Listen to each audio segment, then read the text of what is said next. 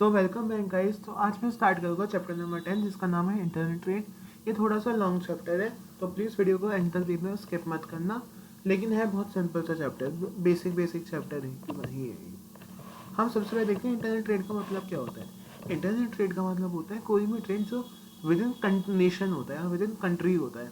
हमारा जो इंडिया है पूरा, उसके अंडर कोई भी ट्रेड होता है, यानी इसके आसपास, जैसे दिल्ली से हमने हरियाणा भेजा, हरियाणा से यूपी, यूपी से बिहार, कहीं भी हमने भेजा, विद इन द कंट्री है, उसे कहते हैं इंटरनल ट्रेड, जो डोमेस्टिक कंजम्पशन के लिए यूज होता है। इसके भी दो कैटेगरीज है। सबसे पहले आती है कैटेगरी होलसेल ट्रेड, दूसरा है रिटेल ट्रेड। इस चैप्टर में हमें यही पढ़ना है। होलसेल का मतलब होता है कि जो थोड़े कम डिस्काउंट पे मिलता है हमको आइटम्स। रिटेल में क्या है, जिसका प्रॉफिट मार्जिन ज़्यादा होता है, जिसके आपके आसपास शॉप्स होती है, वो सारी मोस्टली रिटेल शॉप्स ही होती है। और होलसेल में एक लार्ज क्वांटिटी में करता है, जो कि रीसेल करने के पर्पज से ही ये बनता है। रिटेल में क्या होता है, रिटेल में पर्टिकुलर कंज्यूमर के लिए होता है, इसमें शॉर्ट डीलिंग्स होती है। इंटरनल ट्रेड का मेन एम क्या होता है, equitable distribution of goods with in the nation speedily and eight reasonable cost. हम देखते हैं होलसेल का ट्रेड क्या होता है। होलसेल ट्रेड का मतलब ये होता है जब हमने कोई बहुत ज़्यादा बड़ी लार्ज क्वांटिटी में लिया है, या तो रीसेल करने के लिए, इंटरमीडिएट यूज़ करने के लिए। होलसेल में कौन कौन आता है, इसमें एस्टेब्लिशमेंट आती है जो सेल करते हैं रिटेलर्स को, मर्चेंट्स को, या डिफरेंट इंडस्ट्रीज़ को, इंस्टीट्यूशन को, या फिर कमर्शियल यूज़र्स को। लेकिन कमर्शियल यूज़र को भी एक सिग्निफिकेंट अमाउंट में करती है। जैसे आपने देखा होगा, भुजिया आपको लेनी है तो भुजिया की आप 10 रुपये का पैकेट लेते हो, लेकिन होलसेल की दुकान से पूरी लड़ी लेनी पड़ती है भुजिया की, वो सिंगल पैकेट नहीं देगा। तो ये बल्क में लेते हैं और बाद में स्मॉल लॉट्स में बेच देते हैं रिटेलर्स को, इंडस्ट्रियल यूजर्स को। और इनकी ये एक्टिविटीज़ भी करते हैं, जैसे ग्रेडिंग ऑफ प्रोडक्ट्स, पैक करते हैं स्मॉल लॉट्स में, स्टोरेज करते हैं, ट्रांसपोर्टेशन में हेल्प करते हैं, प्रमोशन करते हैं गुड्स की, कलेक्ट करते हैं मार्केट में क्या क्या इन्फॉर्मेशन चल रही है। फिर ये सर्विस कर देते हैं। कैसे सर्विस, ये मैन्युफैक्चर को क्या क्या सर्विस देते हैं। मैन्युफैक्चर को ये देते हैं कि अपने स्मॉल स्मॉल ऑर्डर्स ला के कोई बड़ा ऑर्डर दे देते हैं। जैसे एक होलसेल की दुकान है तो उसके पास 10 रिटेलर्स हो गए, तो हर रिटेलर ने सपोज करो ऑन एन एवरेज 50 दिए, तो उसके तो 500 ऑर्डर्स हो गए ना। तो ये सीधा मैन्युफैक्चर को 500 ऑर्डर्स का ऑर्डर दे देता है, तो उनकी इकोनॉमिक्स और स्केल बढ़ जाती है। रिस्क बियर कर लेता है। रिस्क बियर कैसे करेगा, जब लार्ज लॉट में लेता है तो जो मैन्युफैक्चरिंग होती है उसको अपने वेयर हाउस में रखने की टेंशन नहीं होती, तो इससे वो पहले ही बेच सकता है। तो इससे प्राइस फॉल करने का रिस्क, थेफ्ट का रिस्क, पिलफरेज मतलब लीकेज हो जाने का, तो ये सब रिस्क मैन्युफैक्चर की जगह उसको मिल जाते हैं होलसेलर को। फाइनेंशियल असिस्टेंस देता है। सपोज करो अगर पैसे कैश पेमेंट दे दिया उसने, तो कैश पेमेंट से आगे और अपना रॉ मटेरियल लेके और परचेसिंग स्टार्ट कर सकती है मैन्युफैक्चर, तो उनका स्टॉक ब्लॉक नहीं होता। एक्सपर्ट एडवाइस कर सकता है, क्योंकि इनको पता है रिटेलर्स के साथ कांटेक्ट में है, तो मार्केट में क्या क्या डिमांड्स है, कौन कौन सी कॉम्पिटिटिव एक्टिविटीज़ है, प्रेफरेंस क्या है, तो उन सब का डेटा ये मैन्युफैक्चरर को दे सकता है, जिसके अकॉर्डिंग वो काम करके और अच्छे अपनी गुड्स एंड सर्विस करें। मार्केटिंग फंक्शन में हेल्प करता है, डिस्ट्रीब्यूशन बताते हैं कितना है, कौन कौन सी चीज़ें यूज़ हो रही है। प्रोडक्शन कंटिन्यूटी में हेल्प करता है। अगर हमने होलसेलर गुड्स लेता रहता है, तो जो मैन्युफैक्चरर होगा वो भी अपनी कंटिन्यूस गुड्स बनाता रहेगा, क्योंकि उसको पता है कुछ टाइम बाद ऑर्डर ही दे देगा। स्टोरेज की भी दिक्कत नहीं होती। एंड अभी देखते हैं रिटेलर्स को क्या क्या सर्विस देता है। रिटेलर्स को ये सर्विस देता है कि उसको अवेलेबिलिटी मिल जाती है, डिफरेंट कॉमोडिटीज़ होती है, वो हमने कोई भी ऑर्डर दिया उसको ऑर्डर के पास मिल जाता है। मार्केट में सपोर्ट करता है, जैसे एडवर्टाइजिंग देता है, उसको प्रमोशनल एक्टिविटीज़ दे देता है, जो कि जिससे कस्टमर परचेज करते हैं गुड्स। समटाइम्स तो क्रेडिट भी दे देता है कि हाँ चल आज पैसे नहीं, कोई ना कल नेक्स्ट वीक दे दियो। स्पेशलाइज नॉलेज होती है।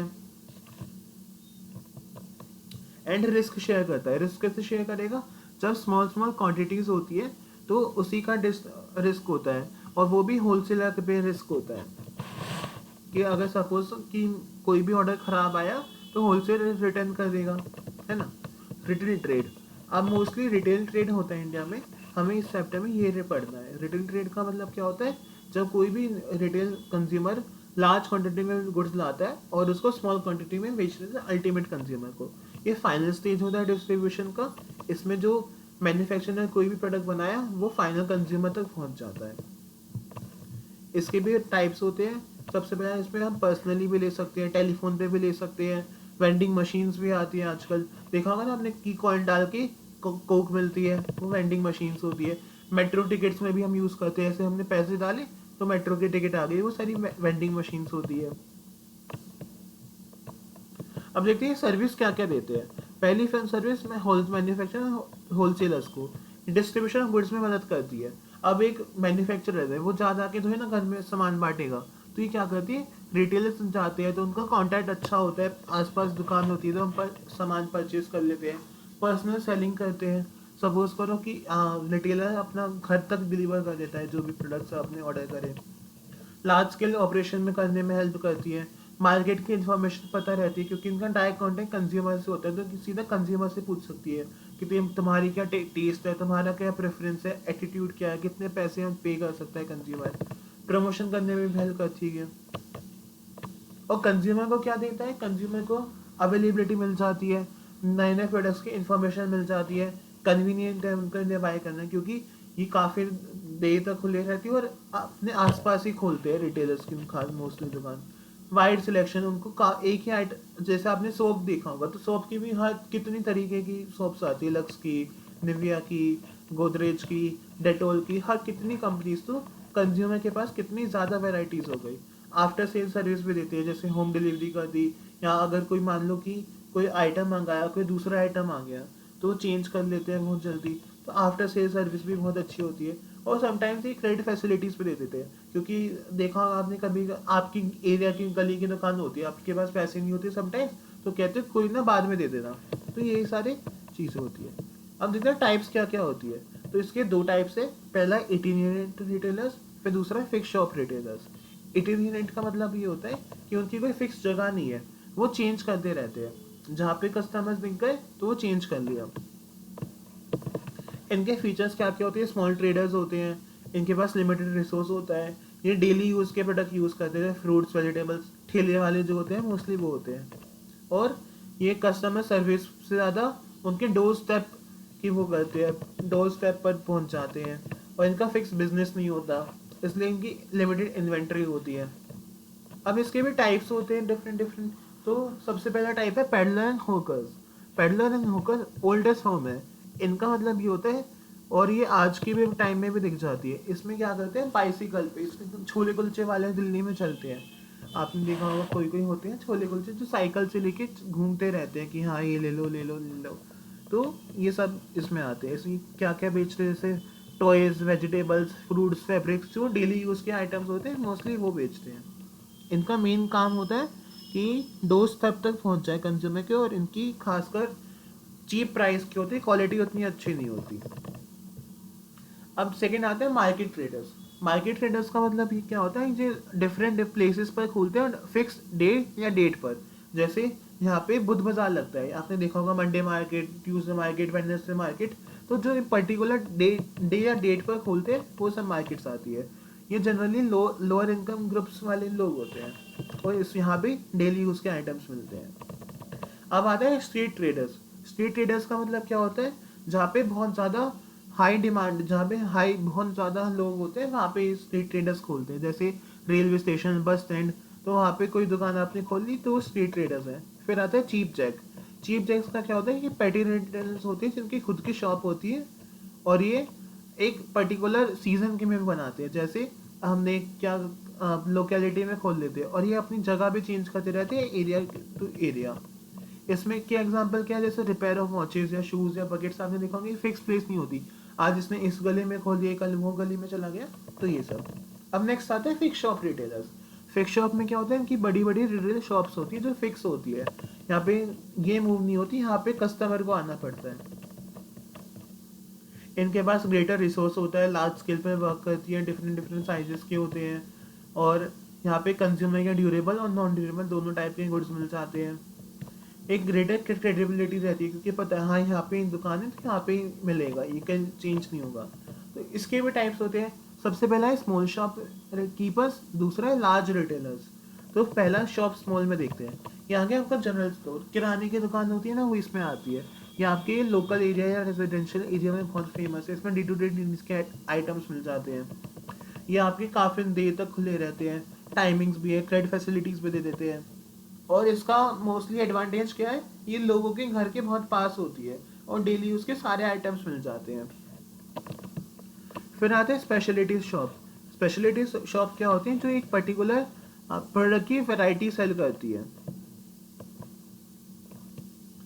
जैसे बुक्स मार्केट हो गई, या फिर आपके स्कूल वेयर्स के हो गए, फिर टॉयज या गिफ्ट की दुकान हो गई, जो पर्टिकुलर किसी एक आइटम की वैरायटी सेल करती है, उसे स्पेशलिटी शॉप्स कहते हैं। इसमें क्या होता है, उनको एक वैरायटी मिल जाती है, वाइड चॉइस मिल जाती है गुड्स में। फिर नेक्स्ट आते हैं स्ट्रीट स्टॉल होल्डर्स। इनका मतलब क्या होता है, ये स्ट्रीट वेंडर्स ही होते हैं, लेकिन ये मोस्टली स्ट्रीट क्रॉसिंग या फिर जहाँ पे ट्रैफिक ज़्यादा हो वहाँ पे मिल जाते हैं। इनमें जैसे चीप वैरायटी मिलती है, जैसे हॉजरी प्रोडक्ट, सिगरेट या सॉफ्ट ड्रिंक्स वगैरह, वो सब चीज़ें मिलती हैं यहाँ पे। फिर आती है सेकेंड हैंड गुड्स शॉप। इसमें क्या क्या आती है, जो सेकेंड हैंड गुड्स से डील करता हो, जैसे बुक्स हो सकती है, क्लोथ्स होते हैं, ऑटोमोबाइल, फर्नीचर, तो ये सब दुकान आती है। फिर हम देखते हैं फिक्स शॉप। इसमें लार्ज स्टोर्स होते हैं। सबसे पहले है डिपार्टमेंटल स्टोर। डिपार्टमेंटल स्टोर जैसे डी मार्ट, बिग बाजार, ये सारे डिपार्टमेंटल स्टोर्स है।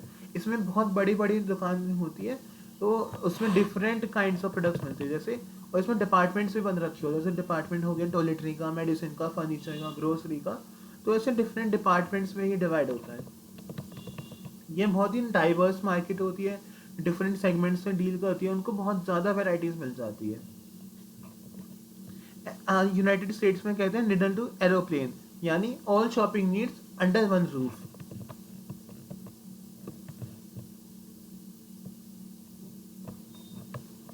यहाँ पे इसके फीचर्स दे रखे हैं, आप एक बार इसको रीड कर लेना। इसके एडवांटेजेस क्या क्या है। इसका एडवांटेज है ये लार्ज नंबर ऑफ कस्टमर को अट्रैक्ट करते हैं, कन्वीनियंट होता है बाय करने में, क्योंकि हमको कोई भी आइटम चाहिए वो यहाँ पे हमको मिल जाएगा। सर्विस भी बहुत अच्छी देते हैं, जैसे टेलीफोन बूथ देते हैं, सलून्स देते हैं, रेस्टोरेंट भी देते हैं, खाने पीने का मन करे वो भी मिल जाती है, होम डिलीवरी मिल जाती है, तो काफ़ी अच्छा हो जाता है। यहाँ पे लार्ज स्केल ऑपरेशन होता है तो डिस्काउंट भी अच्छा मिल जाता है। प्रमोशन ऑफ सेल, हम कितनी ज़्यादा एडवर्टाइजमेंट करते हैं तो फिर इससे सेल्स भी बूस्ट होती है। इसकी लिमिटेशन क्या क्या है, इतना बड़ी दुकान है तो हो सकता है कि पर्सनल अटेंशन ना मिल पाए, हाई ऑपरेटिंग कॉस्ट होती है। इतना बड़ा दुकान आप डिपार्टमेंट्स खोलोगे तो फिर प्राइसेस भी ज़्यादा होगी आपकी, लॉस भी ज़्यादा हो सकता है। सपोज करो कि इसने बहुत बड़ी दुकान खोल दी कपड़ों की, या उसमें बहुत आइटम्स रख दिए काफ़ी सारे, लेकिन चली नहीं, अब ना जो लोग हैं उसका फैशन ही चेंज हो गया, तो कैसे बहुत ज़्यादा नुकसान हो जाता है इसमें। फिर इनकन्वीनियंट लोकेशन, सपोज करो कि लोकेशन में अच्छी लोकेशन में ही नहीं खोली, जैसे पंजाब में हमने वहाँ पे कुछ डिपार्टमेंट खोल लिया जहाँ पे वेस्टर्न कपड़े मिलते, तो हो सकता है ना चले, क्योंकि वहाँ पे सूट सलवार ज़्यादा पहनते हैं। फिर आते हैं चेन स्टोर। चेन स्टोर्स का मतलब क्या होता है, ये फ्रेंचाइजी के होते हैं, जो पर्टिकुलर सिमिलर अपीयरेंस में होते हैं। यहाँ पे डिफरेंट स्टैंडर्डाइज मिलता है। इसके फीचर्स क्या क्या है, फीचर्स ये लोकलिटी शॉप लोकली अवेलेबल होती है, सफिशिएंट नंबर आते हैं, मैन्युफैक्चरिंग करते हैं यहाँ पे। हम देखते हैं इसका एडवांटेजेस क्या क्या है। तो सबसे पहला इकोनॉमी ऑफ स्केल, हमें डिफरेंट मल्टीपल शॉप्स हो जाती है तो इकोनॉमी ऑफ स्केल मिल जाती है। मिडल मैन का एलिमिनेशन हो जाता है, हम सीधा मैन्युफैक्चरर से यहाँ पे गुड्स ला सकते हैं। बैड डेट्स नहीं होती, क्योंकि कैश बेसिस पे सेल चलती है, बैड डेट्स नहीं होती, ट्रांसफ़र ऑफ गुड्स ईजी होता है, रिस्क डिफ्यूज़ हो जाता है, लो कॉस्ट भी होती है, अगर सेंट्रलाइज परचेज होगी, मिडल मैन हट जाएगा, प्रमोशंस भी है, सेल्स भी होगी, और मल्टीपल शॉप्स होती है तो कॉस्ट भी कम आ जाता है, इसलिए फ्लेक्सिबिलिटी मिलती है इसके अंदर। और लिमिटेशन क्या क्या है, यहाँ पे सिलेक्शन ऑफ गुड्स बहुत लिमिटेड है, इस बहुत ज़्यादा वाइड वेराइटीज़ नहीं मिलती यहाँ पे। फिर नेक्स्ट आ गया लैक ऑफ इनिशिएटिव, जो भी होगा हेड ऑफिस के इंस्ट्रक्शंस मानने पड़ते हैं, तो हमें गाइडेंस माननी पड़ेगी, तो ये इनिशिएटिव क्रिएटिव स्किल्स नहीं ला पाते यहाँ पे। पर्सनल टच नहीं रहता, क्योंकि इनडिफरेंस रहता है समटाइम्स, और डिफ़िकल्ट होता है डिमांड चेंज करने में। और डिपार्टमेंट स्टोर और मल्टीपल शॉप में डिफरेंस देखते क्या क्या है। लोकेशन का सबसे पहला डिफरेंस क्या है, डिपार्टमेंटल स्टोर एक हमेशा सेंट्रल प्लेस पर होगा जहाँ पे लार्ज नंबर ऑफ कस्टमर्स आते हैं, और जो मल्टीपल स्टोर है वो डिफरेंट डिफरेंट नंबर्स पर हो सकते हैं जहाँ पे लार्ज नंबर ऑफ कस्टमर हो, इसलिए सेंट्रल लोकेशन नेसेसरी नहीं है मल्टीपल शॉप के लिए। रेंज ऑफ प्रोडक्ट्स, डिपार्टमेंटल में हर टाइप के नीड्स के कस्टमर की हर नीड के लिए प्रोडक्ट्स होते हैं, लेकिन मल्टीपल स्टोर में सेटिस्फाई रिक्वायरमेंट को सेटिस्फाई करने के लिए होती है, इसलिए स्पेसिफिक रेंज ऑफ प्रोडक्ट्स होते हैं। और सर्विस क्या क्या ऑफर करते हैं, जो डिपार्टमेंटल स्टोर्स हैं बहुत ज़्यादा सर्विस देते हैं, जैसे ऑल्ट्रेशन भी कर देते हैं गारमेंट्स का, रेस्टोरेंट भी देते हैं, सो ऑन। लेकिन मल्टीपल शॉप्स में बहुत ही कम वेराइटीज़ मिलती है। फिर प्राइसिंग क्या होती है, मल्टीपल शॉप हमेशा फिक्स प्राइस पर और एक यूनिफॉर्म प्राइसिंग मॉडल पर चलती है, लेकिन डिपार्टमेंटल स्टोर्स में यूनिफॉर्म प्राइसिंग नहीं होती और जनरली वो डिस्काउंट ऑफर करते हैं ताकि स्टॉक खत्म हो सके उनकी। क्लास ऑफ कस्टमर कौन आते हैं, डिपार्टमेंटल में बहुत ज़्यादा हाई इनकम की ग्रुप्स वाले आते हैं जो मोस्टली सर्विस को मानते हैं लेकिन प्राइस की इतनी फिक्र नहीं करते। लेकिन मल्टीपल शॉप में डिफरेंट टाइप्स ऑफ कस्टमर आते हैं, इसमें हाई लोअर इनकम ग्रुप्स वाले भी आते हैं, हाई इनकम ग्रुप्स वाले भी आते हैं। अब नेक्स्ट देखते हैं mail order houses. Mail order houses होते हैं जो रिटेल आउटलेट्स होते हैं जो कि मर्चेंडाइज सेल करते हैं थ्रू मेल। इनका डायरेक्ट कांटेक्ट होता है बायर और सेलर के बीच। इसमें ऑर्डर्स ऑब्टेन करने के लिए पोटेंशियल एडवर्टाइजमेंट करते हैं लोग, और इनके डिफरेंट ऑल्टरनेटिव्स होते हैं पेमेंट रिसीव करने के लिए, जैसे कस्टमर आज कर सकता है फुल एडवांस में और समटाइम्स वीपी भी कर सकता है। एंड इस अरेंजमेंट में पोस्ट के थ्रू जब आपका डिलीवर होगा तभी फुल पेमेंट, जैसे कैश ऑन डिलीवरी होती है ना, वो इसमें आ गया। ये बिजनेस हर टाइप के प्रोडक्ट के लिए सुटेबल नहीं है क्योंकि यहाँ पे पेरिशेबल नेचर या बल्क ऑर्डर हैंडल करना मुश्किल है। इनमें ग्रेडेड या स्टैंडर्डाइज गुड्स से डील हो सकते हैं और ऐसे गुड्स जो ट्रांसपोर्ट करने में लो कॉस्ट ले और जो कि रेडी डिमांड हाई हो जिनकी मार्केट में, और जिनकी लार्ज क्वांटिटी अवेलेबल हो थ्रू आउट द ईयर। इसके एडवांटेज क्या क्या है, बहुत ही कम कैपिटल रिक्वायरमेंट होती है इसमें। दूसरा, यहाँ पे मिडल मैन का एलिमिनेशन हो जाता है जिससे कॉस्ट कम रहती है, सेविंग्स ज़्यादा हो जाती है, बैड डेट्स कम हो गए क्योंकि एडवांस पेमेंट हमने ले ली, वाइड रीच होती है कस्टमर्स की क्योंकि हम मेल के थ्रू पूरी कंट्री में कहीं भी भेज सकते हैं, कन्वीनियंट रहता है कि कस्टमर को डोर स्टेप पे मिल जाते हैं। इसमें लिमिटेशन क्या क्या, पर्सनल कॉन्टैक्ट नहीं होता क्योंकि हमने मेल के थ्रू आ रहा है तो आप आइटम्स को देख नहीं सकते कि पर्सनली फील नहीं कर सकते। प्रमोशन बहुत हाई कॉस्ट होगी क्योंकि इसमें हमें एडवर्टाइजमेंट पे ही रिलाई होना पड़ता है। आफ्टर सेल सर्विस उतनी अच्छी नहीं मिलती, इसमें क्रेडिट फैसिलिटीज़ नहीं है। समटाइम्स क्या होता है, मेल जितना टाइम ज़्यादा ले सकती है, होता है ना कि कोई के पास लेट आता है तो यहाँ पर डील इन डिलीवरी मिल सकती है। अब्यूज़ हो सकता है, जैसे फॉल्स क्लेम कर लिया है कस्टमर ने या फिर उसको अच्छा प्रोडक्ट नहीं पहुंचा। पोस्टल सर्विस पे हाई डिपेंडेंट होती है, अगर हम पोस्टल सर्विस ने कुछ अच्छा काम नहीं करा तो आपका बिजनेस भी अच्छा नहीं चलेगा। अब नेक्स्ट आता है consumer cooperative store. Consumer cooperative store क्या होते हैं, यहाँ पे मोस्टली कंज्यूमर खुद ही हैंडल करते हैं। इनका मेन ऑब्जेक्टिव क्या होता है, मिडिल मैन को कम करना जिससे कि जो कॉस्ट बढ़ाते हैं प्रोड्यूस करने की, और ये लार्ज क्वांटिटी में बाय करते हैं और सीधा मैन्युफैक्चरर होलसेलर से ले लेते हैं और फिर जो कंज्यूमर को सेल करते हैं एक रीजनेबल प्राइस पर। जब मिडिल मैन नहीं है तो प्राइस को गुड्स भी अच्छी क्वालिटी के मिलते हैं, वो भी चीप रेट पर, और जितना भी प्रॉफिट अर्न होता है इनको वो डिसाइड करते हैं बोनस देके या फिर रिजर्व बना लेते हैं या फिर जनरल वेलफेयर फंड्स पे डाल देते हैं। तो एटलीस्ट 10 पीपल चाहिए हमको स्टार्ट करने के लिए। कोऑपरेटिव सोसाइटी एक्ट में रजिस्टर्ड भी होता है ये, और यहाँ पे मोस्टली इलेक्ट्रेट एक डेमोक्रेटिक लेते हैं ताकि कोई भी डिसीजन ले सके अच्छे से। इसके एडवांटेजेस क्या क्या है, ईज इन्फॉर्मेशन होती है कंज्यूमर कोऑपरेटिव सोसाइटी में। यहाँ पे आप वॉलंटरी एसोसिएशन बनाइए ना तो इन्फॉर्मेशन पास करना इजी होता है। लाइबिलिटी लिमिटेड होती है क्योंकि जितने पैसे लगाए उतनी ही आप लाइबल हो गई। डेमोक्रेटिक मैनेजमेंट होता है क्योंकि हमने खुद कमेटी सेलेक्ट करके मेंबर्स बनाए हैं। प्राइजेस बहुत कम होते हैं, कैश सेल्स होती है मोस्टली, और ये कन्वीनियंट लोकेशन पे बनाते हैं। लेकिन इसकी लिमिटेशन क्या क्या है, क्रिएटिव डिसीजन नहीं ले पाते क्योंकि काफ़ी ग्रुप को सेटिस्फाई करना पड़ता है। समटाइम्स क्या होता है, फंड्स की शॉर्टेज हो सकती है, लैक ऑफ पैट्रोनेज। सपोज करो कि कोई अच्छा इंसान नहीं है उसमें तो पैट्रोनेज का इतना ध्यान नहीं रखते। बिजनेस ट्रेनिंग, इसमें मोस्टली कंज्यूमर है तो उनको मैनेजमेंट की स्किल्स की ज़रूरी नहीं है वो हो। नेक्स्ट आता है सुपर मार्केट। सुपर मार्केट का मतलब क्या होता है, ये बड़े बड़े बिजनेस यूनिट्स होती हैं जो कि सेल करती है wide variety of consumer goods. इनका मेन क्या होता है, लो price appeal, wide variety, self service होती है, और ये मर्चेंडाइज अपील पे बहुत हाईली डिपेंडेंट होती है। सुपरमार्केट डिपार्टमेंटल बेसिस के टाइप से ही होती है, यहाँ पे डिफरेंट कैटेगरीज के गुड्स होते हैं और ये भी होम डिलीवरी क्रेडिट फैसिलिटी देती है। यहाँ पे इसके एडवांटेज क्या क्या है, एक ही रूफ में आपको काफ़ी सारे आइटम्स मिल जाते हैं, कन्वीनियंट होता है और प्राइस भी सस्ती रहती है, सेंट्रल लोकेशन में मिल जाता है, वाइड सिलेक्शन मिल जाती है, बैड डेट्स नहीं होते, कैश बेसिस पर सब सेल्स चलती है यहाँ पे, और लार्ज स्केल होता है। इसकी लिमिटेशंस क्या क्या है, यहाँ पे क्रेडिट नहीं मिलेगा, पर्सनल अटेंशन नहीं मिलती, मिस हैंडलिंग हो सकती है गुड्स की, एक्सपेंसेस ज़्यादा है, ह्यूज कैपिटल रिक्वायरमेंट होती है इनके लिए। अब नेक्स्ट हम देखते हैं वेंडिंग मशीन्स। वेंडिंग मशीन्स क्या होती है, एक जो कॉइन ऑपरेटेड वेंडिंग मशीन्स होती है, ये hot beverage, platform ticket, milk, soft drinks serve करती है। जैसे आपके एटीएम्स होते हैं, तो यहाँ से वेंडिंग मशीन आई थी। Vending machine pre packed brands के लिए या लो प्राइस प्रोडक्ट्स के लिए अच्छा होता है।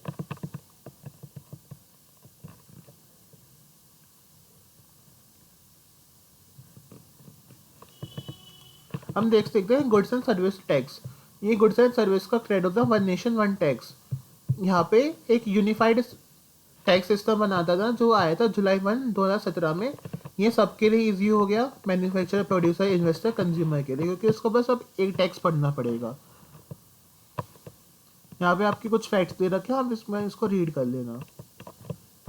अब इसके की फीचर्स क्या क्या है, पूरी होल कंट्री पे एप्लीकेबल है, ये सप्लाई पर लगता है हमेशा, supply of goods and services. और ये डेस्टिनेशन बेस्ड टैक्स है, जहाँ पे ओरिजिन होगा उसके अगेंस्ट है, ये डेस्टिनेशन जहाँ पे होगी वहाँ पे आता है। इम्पोर्ट हमेशा इंटरस्टेट सप्लाई की काउंट होगा। CGST, SGST, IGST आता है यहाँ पे। इसके 4 टैक्स स्लैब है, 5%, 12%, 18%, 28%। और एक्सपोर्ट एंड सप्लाईज को जीरो रेट सप्लाई होती है। एक GST काउंसिल भी बनाई है हमने गवर्नमेंट ने, जो कि chairperson of the finance minister, उसका vice chairperson minister of states government होती है, मेंबर उसका मेंबर ऑफ फाइनेंस वाला मिनिस्टर ऑफ फाइनेंस और टैक्सेशन ई स्टेट का। कोरम 50% चाहिए एटलीस्ट, और 2/3 वेटेज इसमें स्टेट की होती है और 1/3 वेटेज सेंटर की होती है। 75% का मेजोरिटी आएगी तभी कोई डिसीजन पास होता है। तो बस इसी के साथ आपका चैप्टर नंबर 10 भी खत्म होता है। मैं उम्मीद करता हूँ आपको पूरा चैप्टर समझ आ गया होगा। बस एक बार इसका NCERT से रीड कर लेना। आपका सब कोई भी डाउट लगे मुझसे कमेंट सेक्शन में पूछ लेना, मैं रिप्लाई कर दूंगा। तो आज के लिए बस इतना ही। वीडियो को अच्छा लगा तो लाइक करके देना। Thank you guys.